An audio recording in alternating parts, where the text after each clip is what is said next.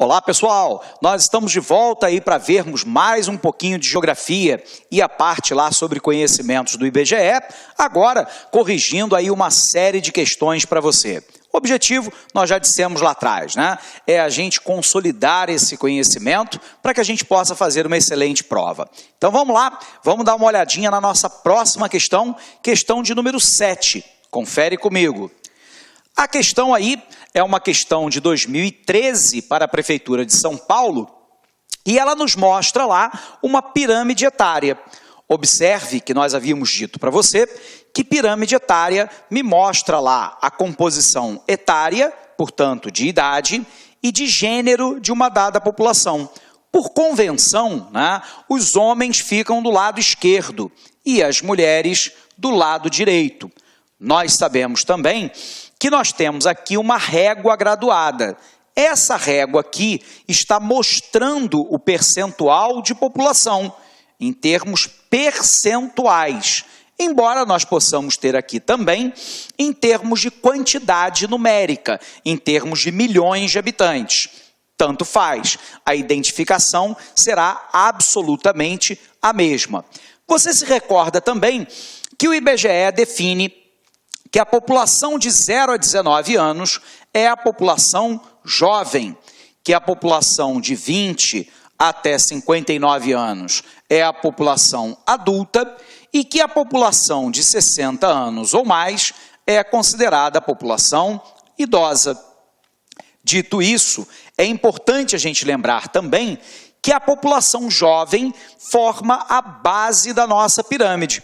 Se nós olharmos aqui na lateral, nós verificaremos, né, que é essa população aqui, que forma lá a base da nossa pirâmide, que é a população jovem. Observe que essa base está sofrendo um estreitamento. Bom, se eu tenho então que a base da pirâmide é a população de 0 a 19 anos e que essa base está sofrendo um estreitamento, isso significa de maneira muito clara que eu estou observando uma queda na taxa de fecundidade, número médio de vezes em que as mulheres em idade reprodutiva engravidam, e queda na taxa de natalidade, no número de nascimentos de crianças nascidas vivas em relação à população absoluta. Por um outro lado, eu quero lembrar para você que as causas da taxa de fecundidade e natalidade menores estão relacionadas basicamente ao surgimento, ao uso, à massificação dos métodos contraceptivos, portanto, anticoncepcionais de uma forma geral, como pílula anticoncepcional, camisinha masculina e feminina, dispositivo intrauterino, vasectomia, ligadura das tubas uterinas e por aí vai. Ao mesmo tempo, eu tenho a entrada da mulher no mercado de trabalho. Num país, infelizmente, machista como o nosso, o cuidado com a casa, com a prole, com as crianças e o cuidado com a carreira acaba tomando uma grande parte do tempo da mulher. A tendência, então, é de que essa mulher queira ter menos filhos.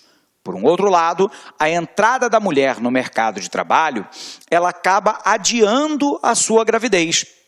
E como nós sabemos que a partir dos 40 anos a fertilidade feminina cai, né, brutalmente, significa dizer que ela teria aí um espaço temporal até os 40 anos para poder estabelecer uma relação e buscar ter filhos. Adiando a natalidade, ela tem menor probabilidade de ter um número maior de filhos. Ao mesmo tempo que nós temos a urbanização.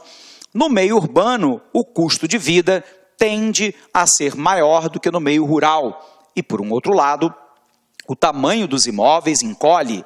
Se o tamanho dos imóveis encolhe e o custo de vida é maior, a tendência é que no meio urbano nós venhamos a ter menos filhos. Finalmente, é importante você lembrar que, embora muito aquém daquilo que nós desejamos, a saúde e a educação é muito melhor do que já fora no passado. E com isso, me permite ter planejamento familiar. Resultado, há uma tendência de encurtamento da base da pirâmide. Mas, ao mesmo tempo, você observa que a população de 20 até 59 anos formam o corpo da nossa pirâmide. População de 20 até a população de 59 anos é a população adulta, que forma lá o corpo da nossa pirâmide. Observe que o corpo vem passando por um alargamento. Isso significa dizer que o país está passando por uma transição demográfica, saindo de um país jovem para um país de adultos. Observe também que o ápice dessa pirâmide, população, com 60 anos ou mais, tudo bem, aqui o ápice, está se alargando, o que significa dizer que a expectativa de vida é cada vez maior, a longevidade, o número médio de anos que uma pessoa vive ao nascer em um determinado país está aumentando. Dito isso, significa dizer que no momento atual eu posso diminuir o gasto com a população jovem, por exemplo, com saúde, e vacinação de crianças e gestantes, a questão do mercado de trabalho e da educação. Óbvio que nós não estamos dizendo que esses setores devam ser negligenciados. Não é isso. É que com uma tendência a um menor número de jovens, a tendência é de que os gastos com saúde da criança e da gestante, educação, preparação para o mercado de trabalho, tendam a se reduzir no momento futuro. Ao mesmo tempo em que eu ainda não tenho uma população idosa extremamente grande, porque a população idosa grande significa maior gasto na área de saúde e cuidado dos idosos, mas também reflete uma mudança da política pública com acessibilidade e uma preocupação na área de previdência social, porque esses idosos irão necessariamente para a aposentadoria. Observe, então, que a maioria da população está na faixa etária adulta. E é isso que a demografia chama de bônus demográfico. Pessoal, o que é o bônus demográfico? É quando eu posso, reduzir os gastos com a população jovem e ainda não tenho um gasto muito elevado com a população idosa. Portanto, o grupo que nós chamamos de inativos, aqui a população jovem e a população idosa, estão numa condição em que eu posso reduzir o gasto aqui e ainda não tenho um gasto muito elevado aqui. Resultado, a maioria da população formando a PEA, a população economicamente ativa, população adulta, tende a gerar emprego e renda. É isso que nós chamamos de bônus demográfico. Todos os países desenvolvidos se apropriaram desse bônus demográfico para promoverem um rápido desenvolvimento socioeconômico. No Brasil, essa janela de bônus demográfico se abriu por volta dos anos 2000, começará a se fechar em volta de 2030. Então, o Brasil teria até 2030 para tentar dar um salto de desenvolvimento socioeconômico, aproveitando que os gastos com a população idosa ainda não são suficientemente elevados. Ok? A questão, então, diz assim, Ela mostra já para a gente a pirâmide etária e pergunta o seguinte, vamos apagar aqui.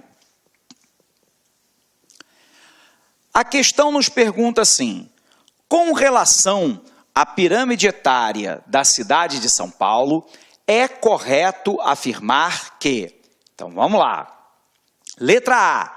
Identifica uma cidade em que mais da metade da população é migrante, ou seja, vindo de outras regiões brasileiras. Pessoal, pirâmide etária me permite identificar a composição etária e de gênero, e não a origem dessa população. Portanto, eu não tenho como afirmar que a maioria da população, a partir do gráfico apresentado de pirâmide etária, é uma população migrante vinda de outras regiões. Não é possível, né, saber isso pelo gráfico. Portanto, a letra A é falsa. Vejamos a letra B. Mostra a divisão social existente, pois a base é formada por crianças das camadas mais pobres da população. Primeiro, pirâmide etária não me permite saber o grau de desigualdade socioeconômica de um país. E mais, a base da pirâmide, como o corpo e o ápice, é formado tanto de pessoas abastadas quanto de população pauperizada, pobre. Eu não tenho como definir que a base da pirâmide é formada somente por população pobre. Portanto, a alternativa B é falsa. Vamos para a próxima. Destaca o elevado número de habitantes na cidade e a necessidade urgente de ampliar a infraestrutura médico-hospitalar. Pessoal, pela pirâmide etária, eu não tenho como afirmar que a maioria da população é urbana. Eu sei que a maioria da população hoje habitam as cidades, mas essa informação não pode ser obtida de uma pirâmide etária, porque a pirâmide etária não dá a localização da população, e sim a sua composição de idade e de gênero, masculino ou feminino. Portanto, a alternativa C é falsa. Vejamos a próxima. Enfatiza a grande proporção de população idosa, representando cerca de 40% dos habitantes da cidade. A gente observou que o ápice da pirâmide, população com 60 anos ou mais, está se alargando. Porém, nós podemos observar lá na pirâmide que a maioria da população está na faixa adulta e que a população idosa nem passa perto de ser 40% da população daquela pirâmide etária. Portanto, a alternativa é falsa. Correto, então, pessoal? Letra E caracteriza uma população em fase de redução da taxa de natalidade e de processo de envelhecimento, encurtamento da base da pirâmide e alargamento do ápice dessa mesma pirâmide. Gabarito, então, a nossa letra E. Ok? Vamos para a nossa 8ª questão? Então vamos lá, pessoal. A nossa 8ª questão, né, traz para a gente, de novo, uma pirâmide etária. Vamos apagar aqui para a gente conseguir visualizar corretamente. Então, a questão nos afirma assim, né? A comparação das pirâmides etárias da população brasileira entre 1978 e 2006, então aqui 78, aqui pirâmide de 2006, tem como principal conclusão, observa, pessoal, a pirâmide de 78 tem uma base larga, portanto, tem uma grande parte da população jovem, taxa de natalidade elevada, taxa de fecundidade elevada, crescimento vegetativo, que é a diferença entre a taxa de natalidade e a taxa de mortalidade, alta, positiva. Gostou da aula do professor? Quer continuar assistindo essa super aula? Aliás, quer fazer o nosso curso completaço para o processo seletivo do IBGE 2016? Então, meus amigos, minhas amigas, acesse aí o lacconcurso.com.br, nosso curso Atenção completaço, processo seletivo do IBGE 2016 por apenas aí R$100, valor promocional, 90 dias de acesso. Tenho certeza que dá tempo de você assistir 2 vezes o curso completo. Se você assistir o curso completaço 2 vezes, papo sério com vocês, lá no dia da prova, no dia 4 de setembro, você estará muito competitivo. Tá certo, meus amigos? Já ia esquecendo, você quer baixar o material dessa videoaula? Então clica aqui embaixo e pode baixar esse material, cortesia do LAC Concursos. Espero você, um forte abraço, tchau, tchau. Clique lá.